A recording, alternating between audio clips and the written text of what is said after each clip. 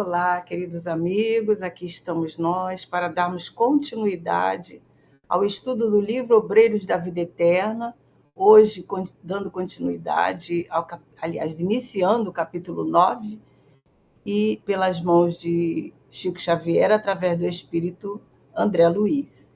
E nós, antes de entrarmos no estudo, que vamos começar esse capítulo hoje, vamos então à página que nós separamos aqui para lermos, que é daquele livrinho que nós gostamos muito, Vida Feliz, e a mensagem 171, que diz assim: controla a vontade, gerando um clima de disciplina para os teus hábitos, e evitarás o desregramento, os conflitos comportamentais, os desajustes. Quem não acredita em disciplina pode ser comparado a uma pessoa que dirige um veículo sem freio numa descida. Candidata-se ao desastre. O que vitalizas pelo pensamento converte-se em realidade no mundo das formas. Sabendo discernir e lutar pelo que te convém e te será melhor, aprenderás a conduzir-te com equilíbrio que te poupará inúmeros dissabores. A vontade bem canalizada consegue realizações gigantescas. Conduze-a, pois, com sabedoria e nunca te arrependerás. Então, essa mensagem que Joana vem nos dando, esse recadinho, né, que serve para nós, encarnados, desencarnados, porque é uma postura que devemos ter sempre, né? Então, vamos orar, vamos agradecer a Deus a possibilidade do estudo, a oportunidade do aprendizado, rogando as bênçãos de Jesus, para que possamos estar passando as nossas reflexões, compartilhando, e que os nossos pensamentos sejam legítimos, entendidos por aqueles que estão nos ouvindo. Obrigada, Senhor, fica conosco, que assim possa ser. Então, queridos amigos, nós vamos ver aqui quem está conosco aqui no chat, antes da gente começar, né? Estamos aqui com a Lina Calil, nossa amiga de sempre, Lúcio Flávio, que está conosco aqui nos bastidores, junto da Beth, nossa querida amiga, e vamos então dar boas-vindas a todos aqueles que chegarem, né? Avelino Guimarães, sejam todos muito bem-vindos. O nosso estudo é interativo, sempre a gente gosta de dizer, né? E qualquer um de vocês podem interagir conosco através dos comentários. Então vamos lá, nós hoje vamos dar continuidade ao estudo, iniciando aí o capítulo 9, né, que tem por título Louvor e Gratidão, né, que é o que nós vamos perceber nas palavras de Zenóbia, logo no início. Ela demonstra esse louvor e gratidão a tudo que eles vivenciaram no capítulo 8, aonde eles visitaram aquelas regiões de trevas, as regiões nos abismos, né? Onde ali estão aqueles companheiros em grande sofrimento, foram até lá com o objetivo de resgatar aqueles que tivessem decididos, né, a se transformar, a modificar as suas posturas, mas eles não conseguiram resgatar ninguém. E o André começa esse capítulo, nós vamos perceber que ele está contando assim com um pouco de pesar, né? Porque eles não conseguiram resgatar ninguém. Mas logo a Zenóbia vai interagir, nos trazendo grandes ensinamentos, né? Então, vamos lá. Então, ele diz assim: embora os resultados da nossa visita ao abismo fossem aparentemente mínimos, sentíamos-nos confortados e satisfeitos. De volta, ladeando pântanos e guardando a mesma severa atitude de vigilância, ao considerar possíveis surpresas do caminho, fizemos todo o trajeto em profundo silêncio. A gente vê isso em algumas obras, né? Esse relato de que quando os espíritos estão andando, caminhando, ou socorrendo, ou atendendo essas regiões mais difíceis, eles andam em silêncio, ou seja, numa prece silenciosa, né? Com sentimento de prece, para que possa não ser atingido por aqueles fluidos, né? Aquelas vibrações deletérias que estão ali em todo lugar, né? Então, ele continua dizendo para nós que, aproximando-nos, porém, do Instituto, após atravessar essa zona perigosa, a irmã Zenóbia tomou a palavra, agradecendo-nos em tom comovedor. Depois de carinhosas expressões de reconhecimento, acentuou jubilosa: felizmente, nosso trabalho foi abençoado e profícuo. Os cooperadores novos estranharão, talvez, a minha afirmativa, lembrando, sem dúvida, que as faixas de salvamento voltaram vazias. Então, certamente, ela percebe ali o pesar, né, do André Luiz e ele logo fala, né, para aqueles novos na equipe, podem perceber que o trabalho ocorreu de forma aparentemente difícil, mas ela diz que foi abençoado e profícuo. E ela vai continuar dizendo: no entanto, algo ocorreu de mais importante que a eventualidade de trazermos compulsoriamente conosco alguns irmãos infelizes. Refiro-me à semeadura das verdades eternas nos corações ignorantes, à ministração da esperança aos desalentados e tristes. Então, a gente percebe que ela está fazendo alusão àquela situação que eles não obrigam a ninguém a seguir aquela equipe de socorro, né? A se render diante do socorro, se não tiver necessariamente decididos a mudar a sua postura, a trabalhar as suas dificuldades, o sentimento de vingança, de revolta que aqueles espíritos trazem, né? E ela explica que ali ficaram coisas mais preciosas, que foram as boas sementes, ou seja, as sementes da verdade, que fica para sempre nos corações. E a gente sabe que é assim mesmo, né? As boas coisas que nós precisamos semear, as verdades que nós sabemos contidas naqueles ensinamentos de Jesus, nós nem sempre conseguimos semear nos nossos ambientes, entre os nossos parentes, até mesmo os filhos, né, marido, que são ali mais próximos. Nós temos que desenvolver essa semeadura através dos nossos exemplos.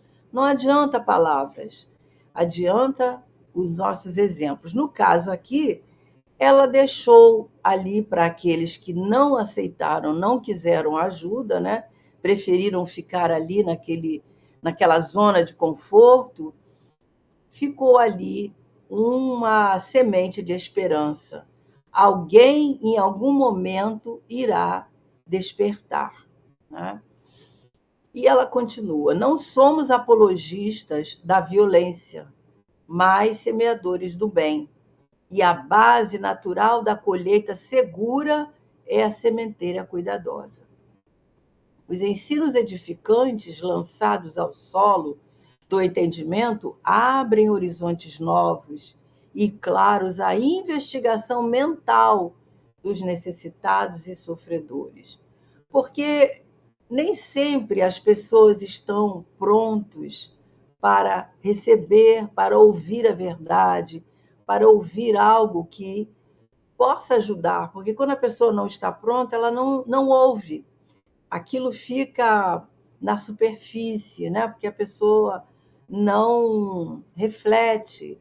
Então, no caso dos espíritos também, eles estão ali envolvidos por aquela psicosfera pesada, né? Cheia de percalços, de sofrimento, e eles não estão prontos, né? Mas a semente ficou ali. Então, sempre que eles vão a esses locais, fica a semente, fica a oportunidade, né? E eles, em algum momento, vai aproveitar essa oportunidade. A gente aproveita para lembrar uma lembrança que a gente sempre nos ocorre, que é aquele momento lá de André Luiz, né? Que esteve lá naquela zona também de sofrimento, apesar de não ser no abismo, quer dizer, essa região que Zenóbia esteve, era uma região de sofrimento mais cruel, né? Mais renitentes. Mas o André sofreu bastante, foram 8 anos ali, né? Sem que ele percebesse que a ajuda estava ali, pertinho dele, né? Porque a sua mãe, o Clarence, estava sempre ali com ele. E no momento que ele fez uma prece sentida, sincera, ele foi resgatado e ele pôde vislumbrar aqueles espíritos que estavam ali, né, o tempo todo. Então a gente vê que a misericórdia divina, ela está sempre presente. Isso é uma comprovação para nós, né? E ele diz, ela está dizendo, muitos deles ainda esta noite cultivarão os princípios renovadores recebidos em processo intensivo no campo interno. E amanhã provavelmente estarão em condições vibratórias adequadas à internação em nosso asilo. Então, ela já está até fazendo uma previsão, porque com a experiência que Zenóbia tem, ela entende que muitos deles que quase aceitaram, que não aceitaram porque foram inibidos por outros que estavam ali, vocês devem lembrar, como se fossem donos da situação, né? Então eles inibiram a vontade daqueles que desejaram.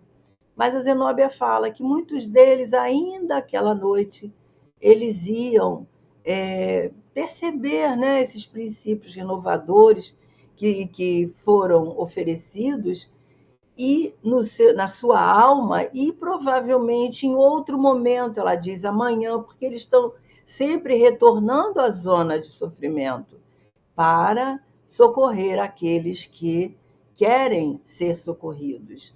E não adianta eles não irem por sua vontade, porque em algum momento podem achar que foram obrigados, e não é assim que a espiritualidade age.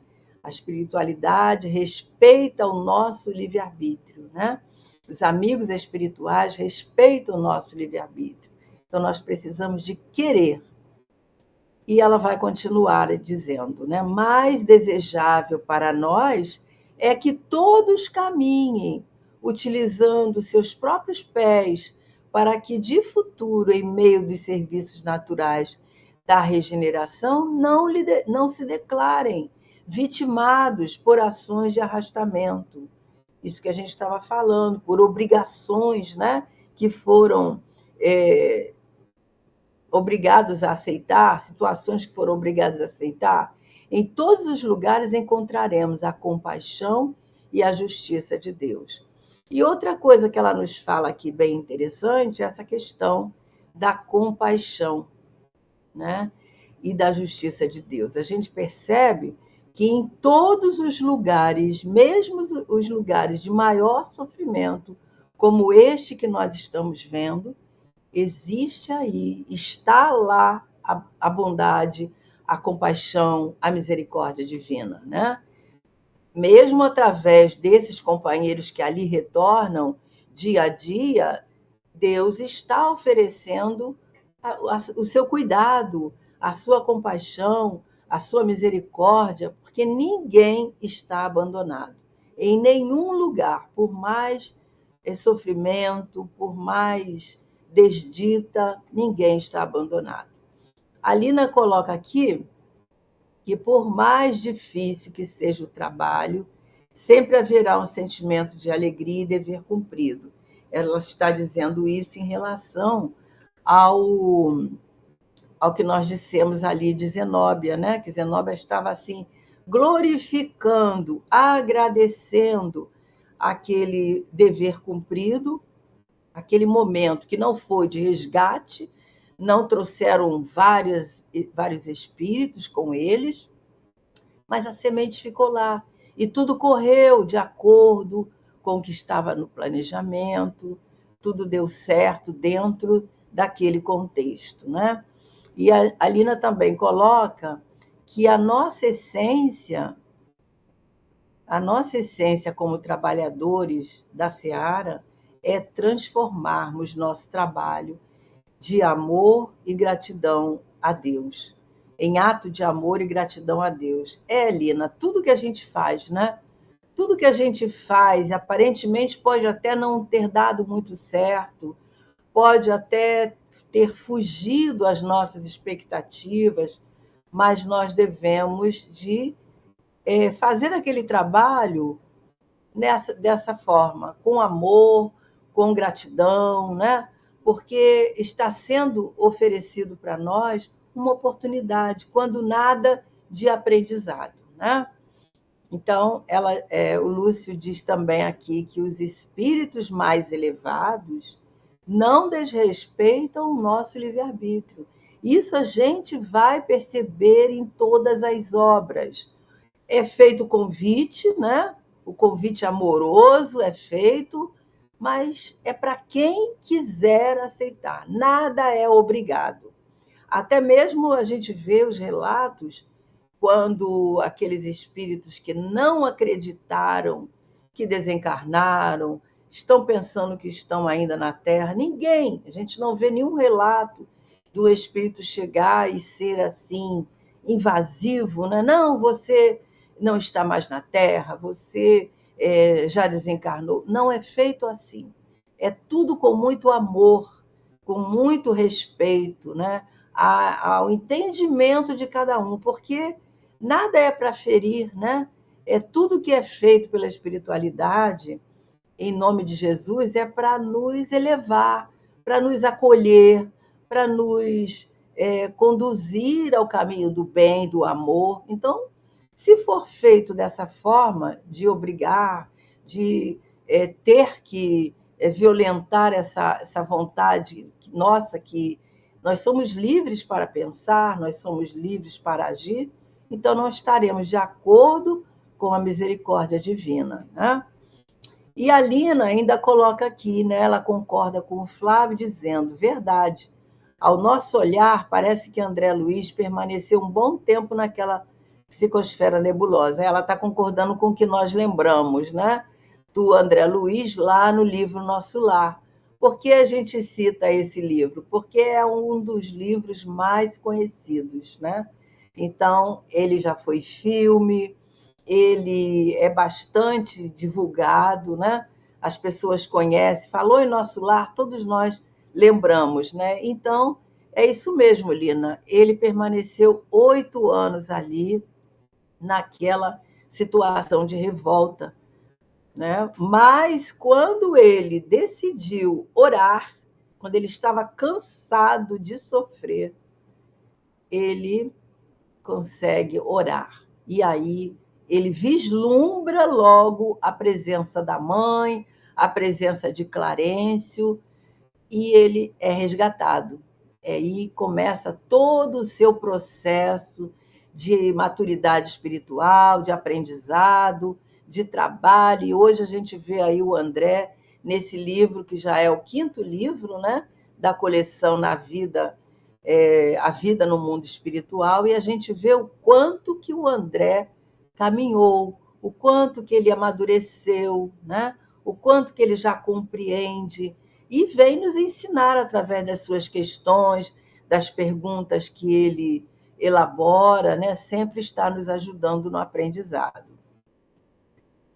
É verdade, Lina. Os espíritos não nos impõem. Eles podem até sugerir, verdade, podem até sugerir, mas eles deixam a nossa escolha. A nossa escolha é livre, sempre será, né?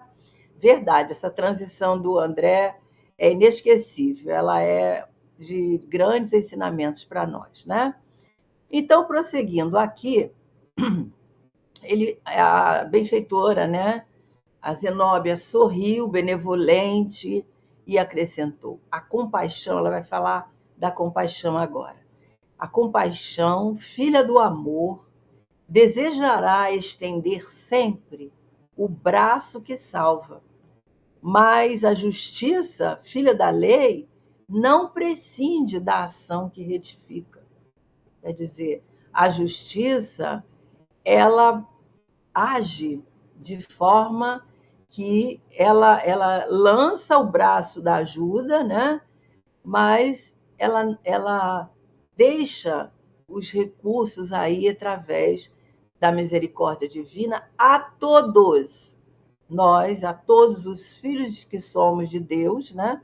Para que nós possamos ser dignamente atendidos, acolhidos. Isso é a compaixão, né? Então ela diz: haverá recursos da misericórdia para as situações mais deploráveis. Entretanto, a ordem legal do universo cumprir-se-á invariavelmente. Quer dizer, há misericórdia, há compaixão, mas nem por isso deixamos de ser corrigidos. Deixamos de passar pelos recursos que Deus se utiliza como mecanismo de progresso, né? Então, uma coisa é independente da outra, mas mesmo que nós sejamos aqueles criminosos morais ou criminosos dentro da lei humana, dentro da lei divina, nós seremos sempre socorridos e amparados. Isso é muito bonito, né? E verdadeiro. Nós precisamos de crer nessa verdade, porque muitos de nós, em algum momento de sofrimento, em alguma decepção que nós temos, diante de alguma perda, principalmente, né? A gente pode entrar nesse terreno de questionarmos Deus, de achar que Deus nos abandonou, de que Deus nos esqueceu, de que se houve isso é porque Deus não existe, né? Nós precisamos de lembrar que Deus é justo, mas ele, antes de ser justo, ele é misericordioso, né? Então ela diz: em virtude, pois, da realidade, é justo que cada filho de Deus assuma responsabilidades e tome resoluções por si mesmo. Então é por isso que nós precisamos de estar lúcidos diante das nossas escolhas, porque a responsabilidade é nossa. A escolha é livre, mas a colheita ela vai ser obrigatória, né? Então nós precisamos de saber que há misericórdia, mas há também a justiça. Então nós precisamos de ter esse cuidado e tomar resoluções conscientes, de acordo com essa verdade, para nós não sofrermos, né? E ela vai continuar então. O esclarecimento era lógico e reconfortador. Desejaríamos a continuidade da argumentação, diz o André. No entanto, acercávamos da casa transitória, então, a nossa vista.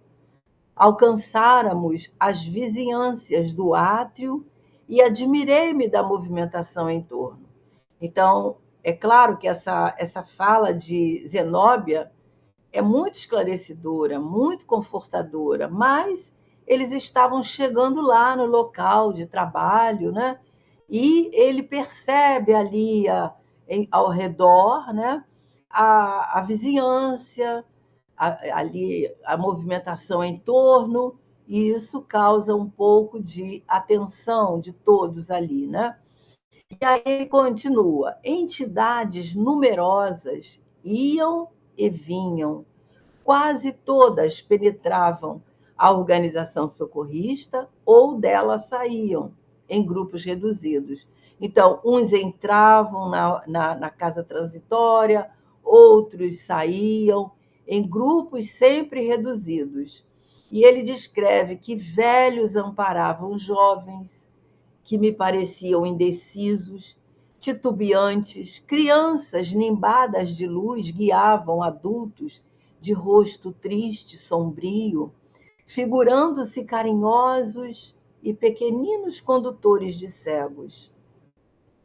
Então, a gente vê aqui na descrição de André Luiz, né, que ele relata que esses companheiros que acompanhavam os outros, por exemplo, os velhos acompanhando os jovens, jovens titubeantes, indecisos, crianças cheias de luz, né, guiando adultos, e ele ficou surpreso com aquela situação e figurando-se carinhosos e pequenos condutores de cegos. O quadro era formoso e enternecedor. Possivelmente examinando a estranheza que se apossara de mim, adiantou-se a orientadora da instituição, explicando atenciosa. Aí Zenobia vai captar também o pensamento dele, né?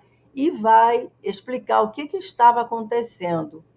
E ela diz: nossos amigos da crosta, quer dizer, os espíritos encarnados, parcialmente libertos da carne pela atuação do sono, afluem, né, até aqui, chegam até aqui todas as noites, trazidos por companheiros espirituais, com o fim de receberem socorro, de receberem avisos necessários. A casa oferece recursos aos encontros oportunos.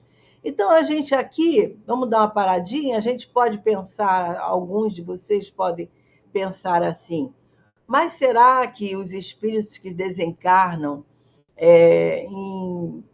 no período da infância continuam estando como crianças no mundo espiritual? Em alguns casos, sim, né? Mas não quer dizer que esses espíritos são crianças. São espíritos já amadurecidos, né? Veja que eles têm luz, né? São nimbados de luz, são espíritos que já têm uma experiência, uma bagagem. E aí, às vezes, a gente vê isso nas literaturas, que quando o espírito tem um esclarecimento, ele pode se manifestar daquela forma até para ser conhecido, né? A gente vai ver mais à frente uma criança que ampara a mãe, então para ser reconhecido. Mas são espíritos antigos, só que são espíritos que já conquistaram alguma evolução, algum patamar, né, de compreensão maior do que espíritos comuns. Então, nós vemos aí esse detalhe interessante. Mas Zenobia está explicando que os amigos da crosta, quer dizer, emancipados da alma, libertos do corpo, através do sono, afluem, chegam até o mundo espiritual todas as noites, trazidos por companheiros espirituais, desencarnados, que levam esses espíritos a fim de ajudar, a fim de esclarecer, a fim de oferecerem algum tipo de auxílio, né? Então, e quando acordam, quando retornam ao corpo físico, esses espíritos lembram, assim como se fossem flashes, né? Pequenos flashes de memória, não conseguem lembrar de tudo na íntegra, mas às vezes guardam uma certa alegria, uma certa trazem ideias, intuições, né? Tudo isso que vai fluir no momento que precisar, né? Aquelas boas ideias, às vezes, que nós temos, foram oferecidas pelos nossos amigos espirituais durante o sono. E Kardec trata disso muito bem lá no Livro dos Espíritos, nas questões 400 a 412, quando ele fala sobre a emancipação da alma, né, no capítulo Emancipação da Alma, e ele vai falar do sono e dos sonhos, mostrando que todos nós, através da emancipação da alma, nós entendemos, ao ler essas questões, que o espírito jamais está inativo. Então, quando nós dormimos, o que acontece? Afrouxam-se os laços que prendem o espírito ao corpo espiritual, né?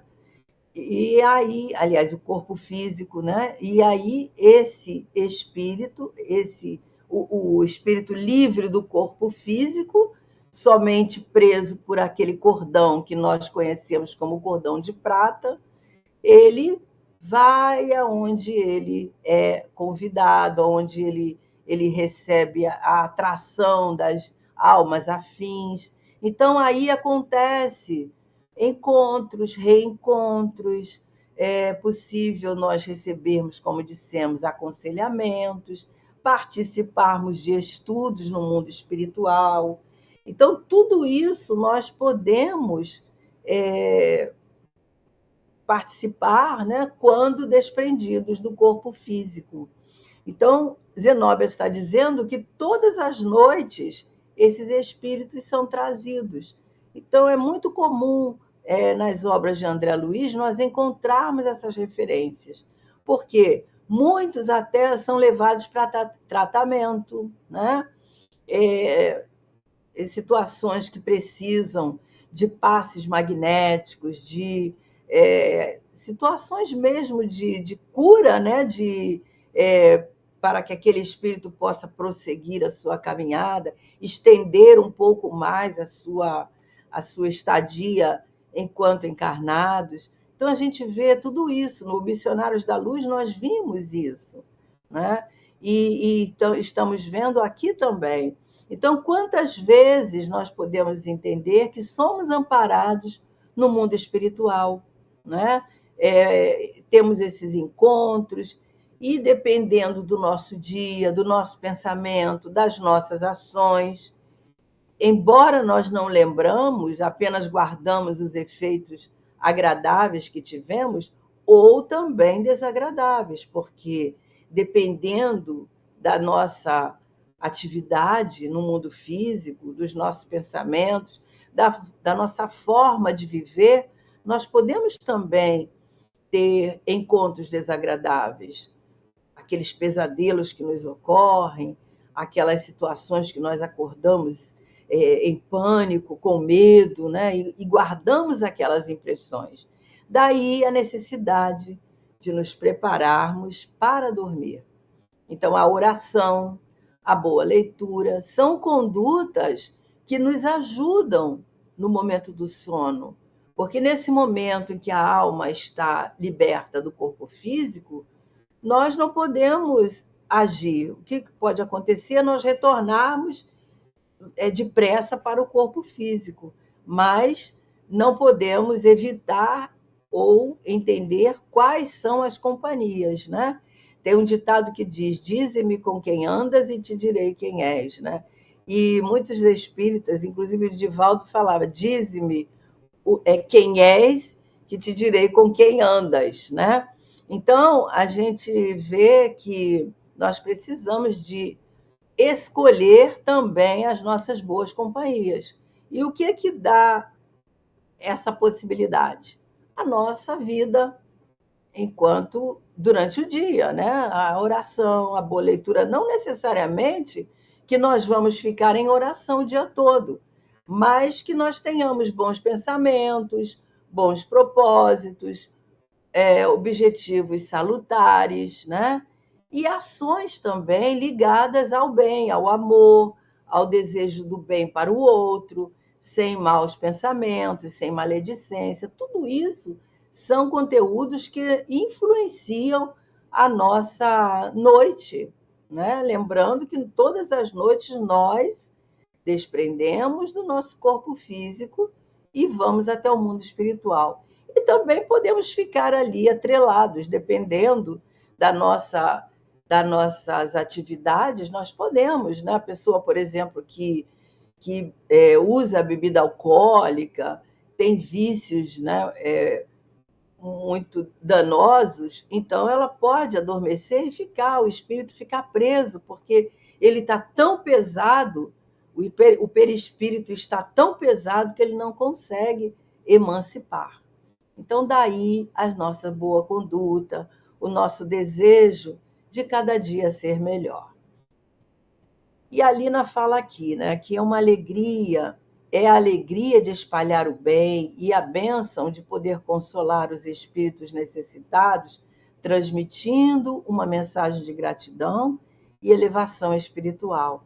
Pois é, e nós, se tivermos esse cuidado, né, Lina, nós podemos até atuar também como ajudadores, como trabalhadores, né, junto de outros espíritos, trabalhando essa nossa possibilidade, né, de ajudar, de fazer até parte da equipe que está atendendo, enfim, vai depender de nós, da nossa elevação, conforme a Lina está dizendo aqui, do nosso desejo de ajudar, o nosso o bem que nós desejamos de fazer, e na nossa oração nós podemos pedir isso, né?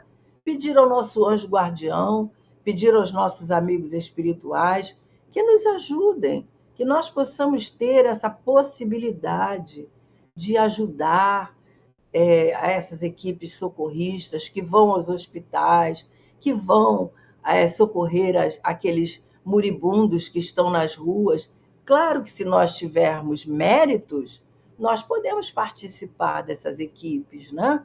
A gente lembra que na época da pandemia havia muitos relatos assim, que durante o sono era tantos espíritos que precisavam de socorro, que era até fácil nós nos engajarmos numa equipe de trabalho, principalmente as pessoas que são médiuns e trabalhadores numa casa, todos nós somos médiuns, em maior ou menor grau, mas aqueles que trabalham na mediunidade, né?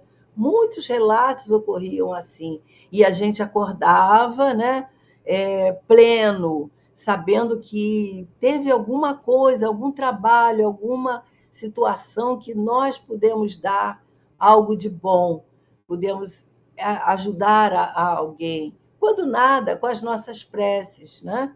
Então, há muita coisa a fazer.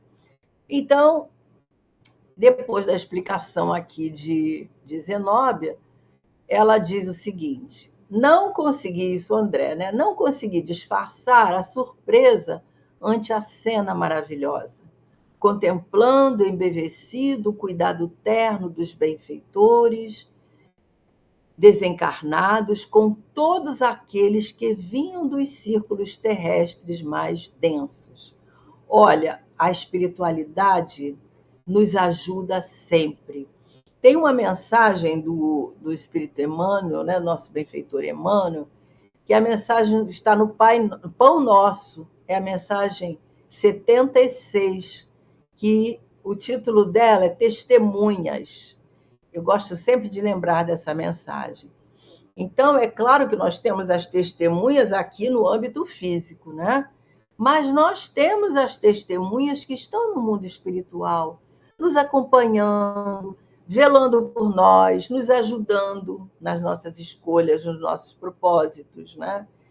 E que talvez participaram lá da avaliação, quando é feita aquela avaliação para a nossa encarnação, foram essas testemunhas que avaliaram, não, ele vai vencer, vamos dar a oportunidade, ele está no momento que ele pode receber esse planejamento, ele vai dar conta, nós estaremos sempre ajudando. Então, a gente sabe que a gente tem esses espíritos, né, que estão ao nosso lado, e nós temos que confiar nisso, né?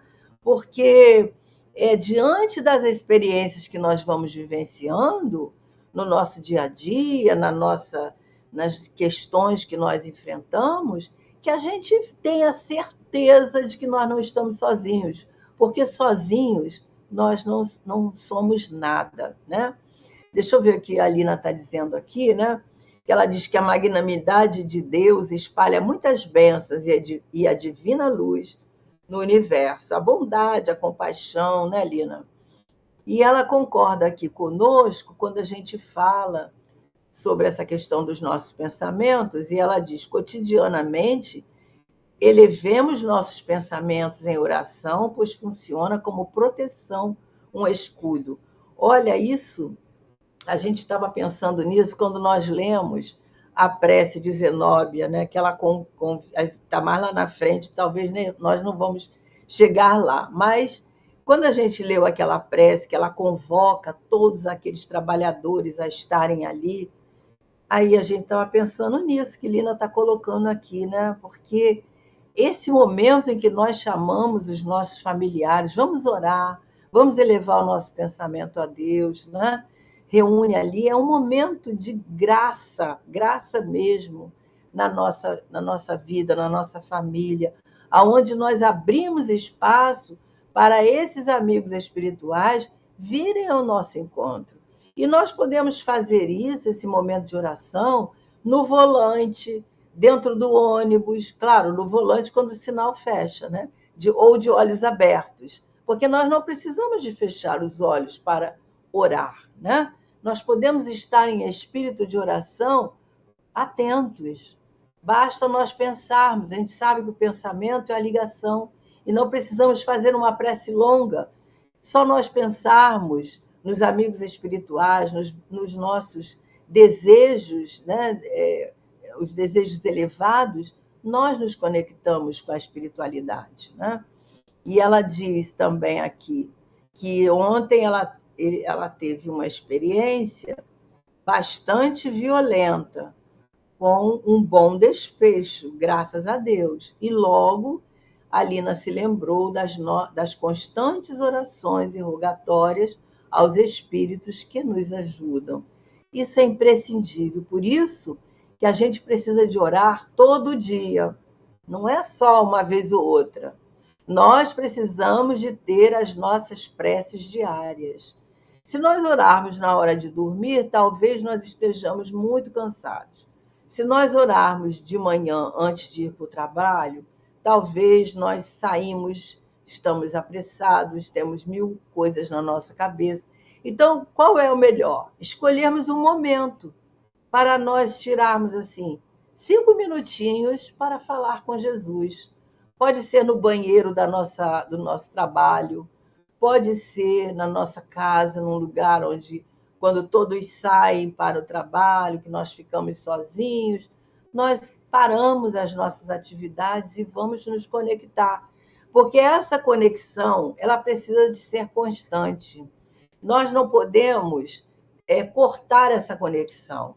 Essa conexão ela tem que estar viva, é como se fosse um Wi-Fi. Ele tem que estar sempre ali ativo, né? Porque se ele estiver parado ou desligado, quando nós precisamos, isso num exemplo concreto, né? Quando nós precisarmos, até a conexão acontecer, é claro que os amigos espirituais estão atentos a tudo, mas o nosso espírito de oração, ele precisa estar vivo, atento, né? Conectado. Porque quando nós estamos com muita dificuldade, nós temos até dificuldade de fazer a prece, né? Então, como a Lina está falando aqui, a prece feita diariamente, a conexão está formada. Então, a ajuda vem, uma coisa que poderia ser grave ocorre de maneira suave, né? Mais suave, e a gente está no momento a nossa vibração não desce tanto, ela se mantém ali. Isso tudo ajuda a nossa confiança em Deus, ajuda a nossa calma, a nossa harmonia interior. E quando nós estamos tranquilos, tudo acontece com tranquilidade, né? Isso, Lina, ela diz que há tempos ela vinha orando, né? Parece que ela pressentia o que ia acontecer. E pode ter sido, Lina, até já você ter recebido algum desses avisos, desses auxílios que a Zenobia está falando aqui, no mundo espiritual durante o sono. Claro que pode, né? Então, por isso, houve essa calma, essa situação aonde não aconteceu nada de grave. Que bom, né? E é muito bom nós constatarmos essas experiências, porque essas experiências nos dão uma força interior, no sentido de crer, né, que isso tudo é verdade, é real. Isso é muito bom, né? Então, prosseguindo aqui a nossa leitura. Então, o André vai dizer que, atravessada a zona magnética de defesa, confundimos-nos com os passantes, com as pessoas que passavam ali. Não longe de mim, interessante menino que aparentava 9 a 10 anos de idade, revestido de gracioso halo de luz, guiava uma senhora de passos incertos. Parecia enferma, incapaz do autocontrole.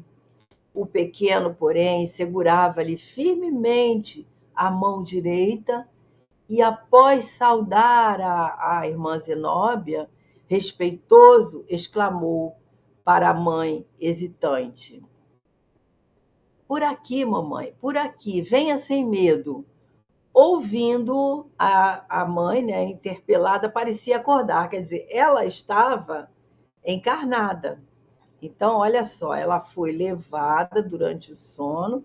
No mundo espiritual, ela encontra aquela criança que ela reconhece sendo o filho dela, daí a utilidade dele estar ali, desse espírito estar com a sua forma, né, de criança, o objetivo talvez dessa aparência infantil, devia ser um menino dos seus, eu entendi aqui, dos 9, 10 ou mais, né? E aí a mãe diz semiconsciente, quer dizer, ela estava dormindo, mas ela estava parecia um sonho, né, ao mesmo tempo que ela estava desperta no mundo espiritual.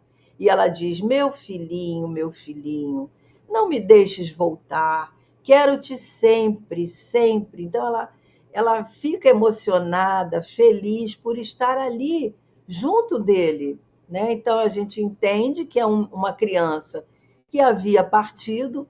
Então, essa visualização dela e essa certeza de ter encontrado o filho, imagina a alegria dessa mãe, né? E a gente viu que ele era uma daquelas crianças com o halo de luz, né? Nimbada de luz, como o André descreveu. Então, são crianças que são certamente espíritos antigos, tanto que ele cumprimenta Zenóbia. Então, ele era espécie de um trabalhador ali, da casa transitória, que ajudava essas pessoas que eram levadas, esses espíritos que eram levados ali para ser ajudados, né? Então, é uma equipe muito grande e todos nós podemos ser aproveitados no mundo espiritual quando nós estamos desapegados da vida física, né? Isso é maravilhoso. E ela continua, aliás, o André, né, diz que as expressões de meiguice misturavam-se ao copioso pranto da mulher. E ele fixa os traços fisionômicos. A pobre mãe não enxergava eles que estavam ali percebendo, né, todo aquele movimento. E ela seguia acanhada, insegura de si mesma.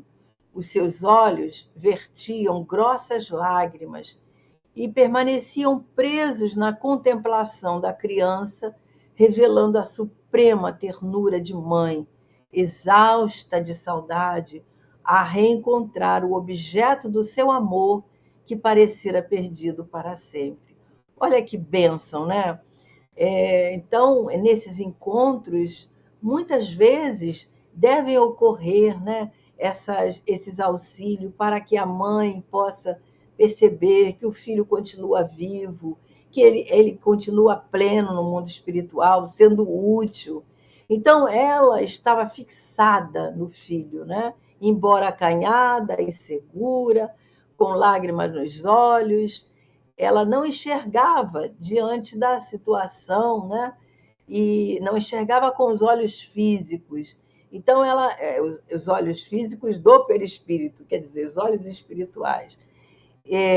Então, ela percebia ali o filho, mas ela não via a equipe, né? Porque ela, estando ali ainda em sofrimento, ela não podia vislumbrar a equipe, que certamente era uma equipe mais em situação evolutiva mais elevada um pouquinho, né?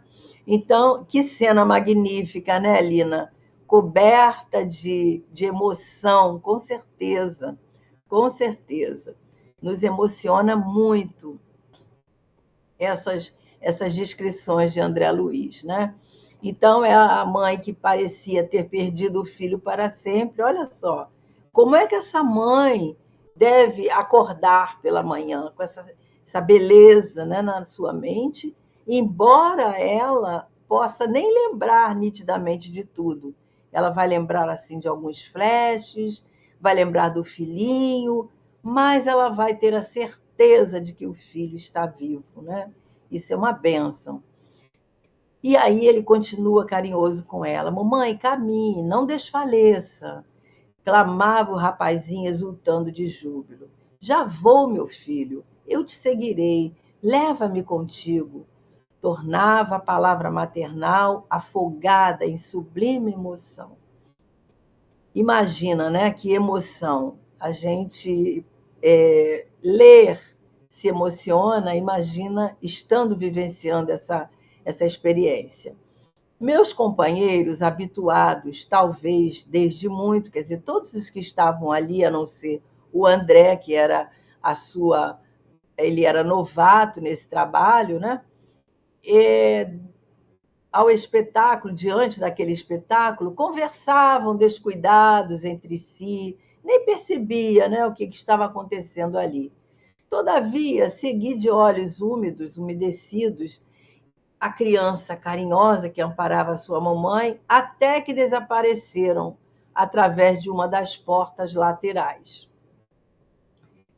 E não contive a surpresa que me dominava. Tocando o braço do padre Hipólito, indaguei: meu amigo, com que fim seguiriam a senhora e o menino?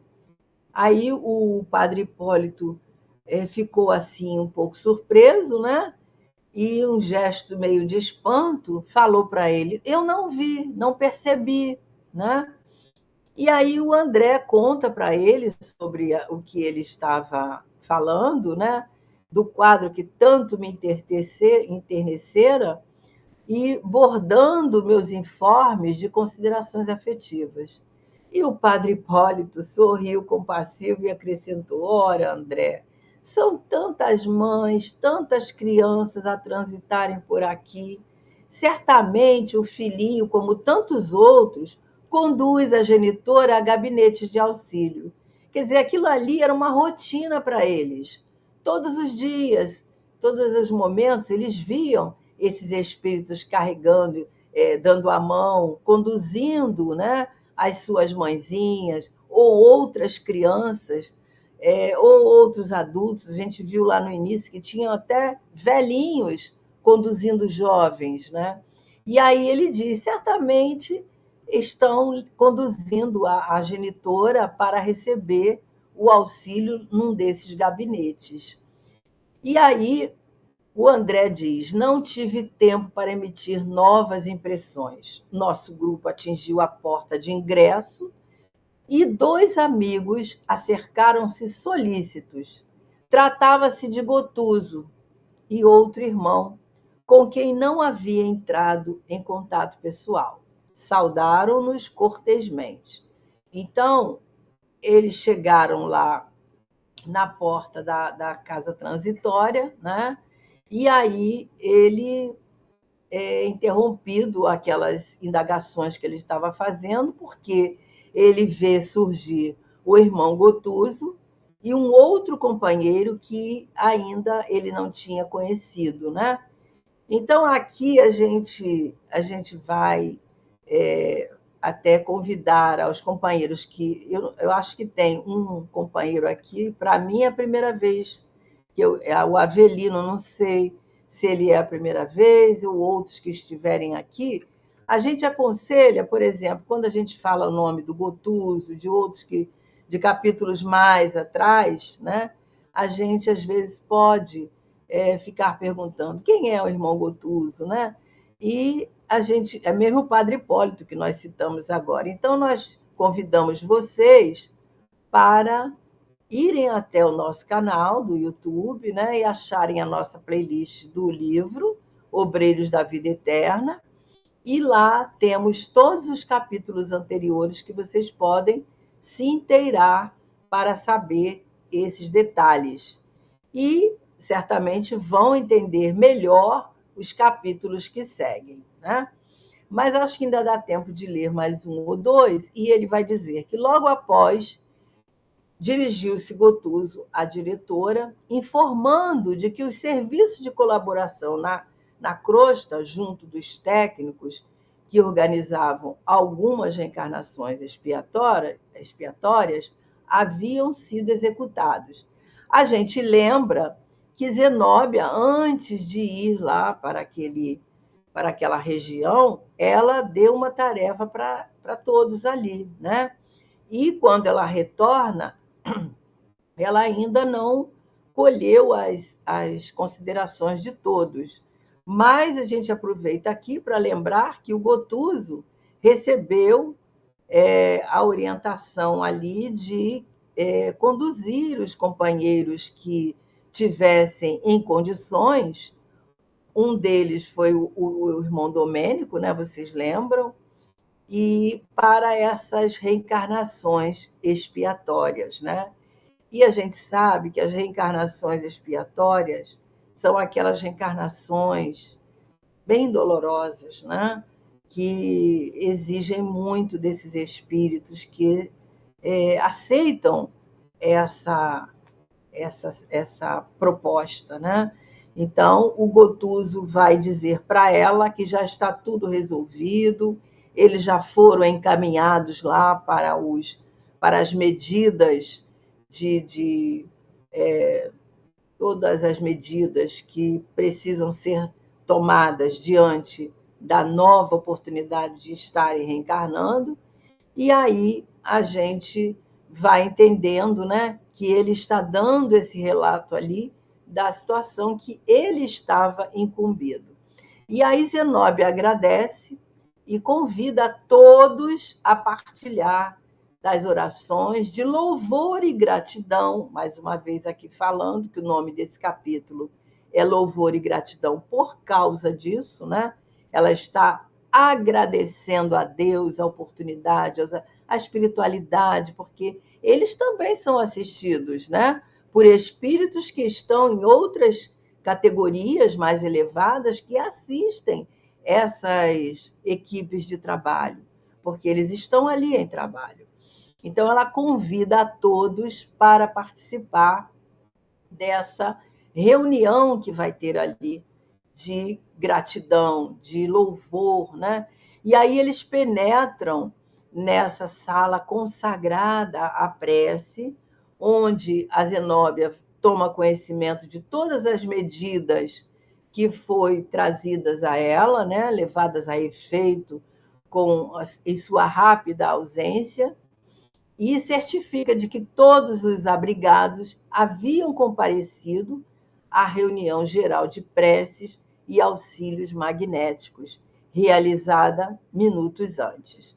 Então, a gente vai agora, vamos parar aqui nesse slide 24, né?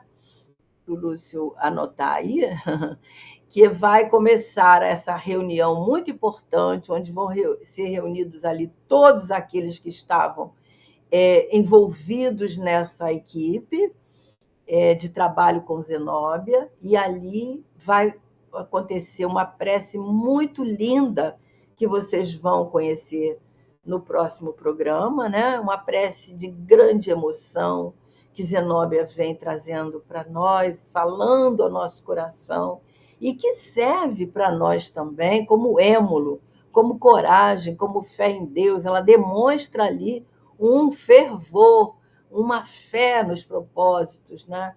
Então, é muito lindo. E nós vamos, então, apreciar isso no próximo capítulo. Agora, nós vamos apenas ler aqui o que a Lina colocou para nós, né? Zenóbia expressa humildemente a sua gratidão, sua compaixão profunda aos irmãos assistidos, né? Olha só. Ela agradece aos irmãos que foram ali levados para esse trabalho de onde eles vão ter essa oportunidade da reencarnação expiatória e ela compulsória, né? E ela agradece. Então é um aprendizado para nós, sim, Lina, coberto de bênçãos aí para todos nós que aproveitamos esses ensinamentos que André Luiz vem nos lembrar, né? Cada capítulo é uma oportunidade de aprendizado, viu? E cada vez que nós estamos aqui aprendendo com vocês, estudando para estarmos aqui trocando essas nossas reflexões, é muito grandioso para nós. Então vamos à nossa prece. Jesus querido, nós agradecemos também, assim como Zenóbia, essa oportunidade do aprendizado, que nós possamos aprender essa confiança que Zenóbia nos demonstra, essa certeza de que nós estamos sendo assistidos, essa alegria no trabalho e colocarmos em todas as nossas tarefas essas situações felizes que ela nos ensina junto de André Luiz e sua equipe. Obrigada, Senhor, fica conosco e com todos os nossos amigos que estão aqui conosco. Obrigada, Senhor, que assim possa ser. Então, queridos amigos, um abraço a todos, fiquem com Deus e até semana que vem com a continuação desse capítulo aí e nós até o próximo janeiro, que é o nosso último estudo de dezembro, né? Então, fiquem com Deus, um abraço carinhoso a todos e até mais, se Deus quiser. Obrigada, Lúcio, obrigada, Mana. Fiquem com Deus.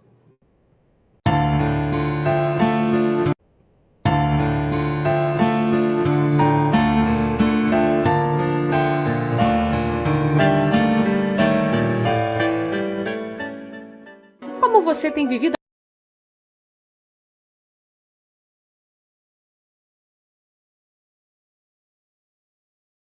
Como você tem vivido a caridade? Como está a sua relação com o mundo, com a natureza, com você mesmo e com o irmão de caminhada?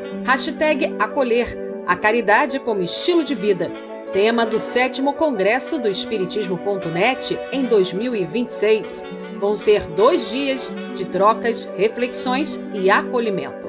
O Mestre Jesus, que nos ensinou a amar sempre, disse: "O que vocês fizeram a algum dos meus irmãos, a mim o fizeram."